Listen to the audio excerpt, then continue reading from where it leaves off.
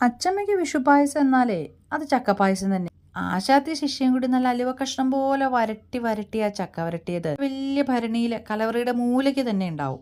പൊന്നുംകട്ട പോലെയാട്ടോ അച്ചമ്മ ആ ചക്ക വരട്ടിയതിനെ കാത്തു സൂക്ഷിക്കുന്നത്. ശർക്കരയുടെ മധുരവും നെയ്യുടെ മണവും ചക്ക വരട്ടിയതിനോളം ഞങ്ങളെ കൊതി പിടിപ്പിച്ചിരിക്കുന്നു മറ്റൊന്നും അന്നില്ലെന്ന് തോന്നി. പായസം വളരെ സിമ്പിൾ ആണെങ്കിലും എന്നെ പോലെ തേങ്ങ ചിരവാൻ മടിയുള്ളവർക്ക് ഈ തേങ്ങാപ്പാൽ എടുക്കുക എന്ന് പറയുന്ന ഒരു ടാസ്ക് തന്നെയാണേ.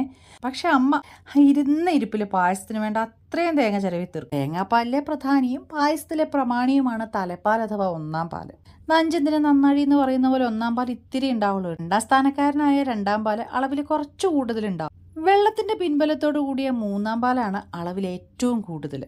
ആവശ്യത്തിന് ചക്ക വരട്ടിയതും മൂന്നാം പാലും ചേർത്ത് നന്നായി കുറുകി തുടങ്ങി കഴിയുമ്പോൾ രണ്ടാമനെ രംഗത്തിറക്കും. അതും കൂടി നന്നായി തിളച്ചു കഴിഞ്ഞു കഴിഞ്ഞാൽ അടുപ്പത്തു നിന്നും വാങ്ങി ഒന്നാം പാൽ ചേർത്തിളക്കും. നല്ല നെയ്യിൽ മൂപ്പിച്ച കൊട്ടത്തേങ്ങ കൂടി ആയാലേ പായസപ്പണി കഴിഞ്ഞു.